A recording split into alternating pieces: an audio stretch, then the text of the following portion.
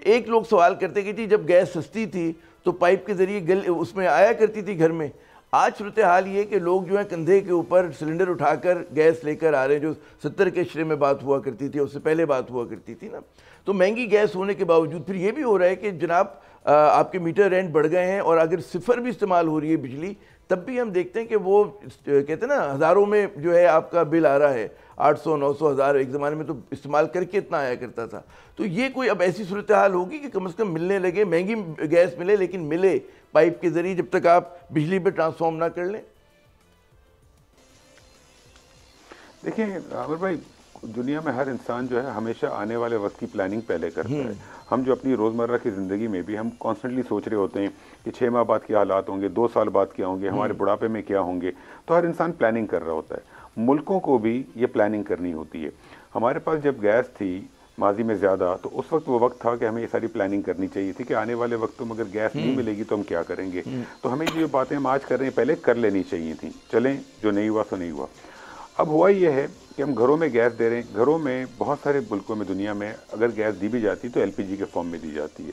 पाकिस्तान में हमने एलपीजी का वो सिस्टम, वो पॉलिसी, वो इंफ्रास्ट्रक्चर उस लेवल पे डेवलप नहीं किया है। उसके ऊपर हम काम कर रहे हैं, एलपीजी पॉलिसी और इंफ्रास्ट्रक्चर पे, और आने वाले वक्तों में अगली गवर्नमेंट भी इंशाल्लाह काम करेगी। तो एक तो ये चीज़ जो है वो बेहतर होगी। इसमें ऑब्वियसली बहुत सारी चीज़ें देखनी पड़ती हैं।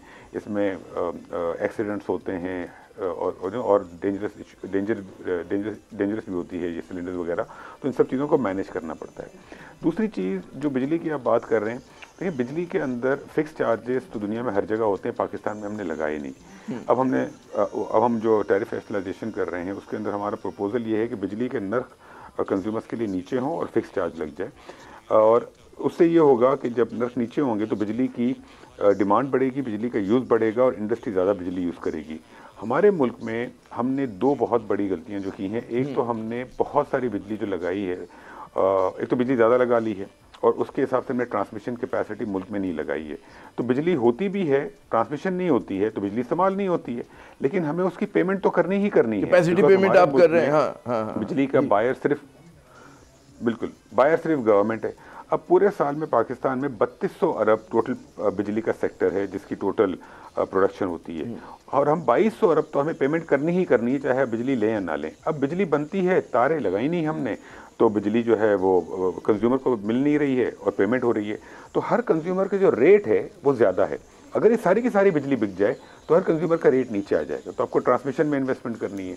अब डिस्ट्रीब्यूशन कंपनीज जो हैं उनके अंदर लॉसेज हैं, चोरियाँ हैं, जिनके ऊपर हम काम कर रहे हैं। लेकिन दूसरी बात ये कि देखिए ये जो कंपनियां होती हैं ये सरकारें नहीं चला सकती हैं। हमने देख लिया ना, कोशिश कर लिया हमने, पीआईए देख लिया, स्टील मिल देख लिया, डिस्कोस देख ली सारी की सारी। तो ये प्राइवेट सेक्टर ही चला सकता है। तो डिस्कोस के ऊपर भी हमने काफ़ी इसके ऊपर काम किया है कि हमारी डिसीजन यही काफ़ी अच्छे से 3 माह से कि इसको लॉन्ग टर्म कंसेशन में डाल देना के थ्रू प्राइवेट सेक्टर पार्टिसिपेशन करना चाहिए। उसके ऊपर हमारी 2 रोज़ फिर मीटिंग हुई। इस एक काम में थोड़ा सा हमें डिले हुआ है, बाकी चीज़ें हमारी टाइम पर हैं, लेकिन वो भी इंशाल्लाह हम अप्रूव करा के चले जाएंगे, अप्रूव करवा लेंगे।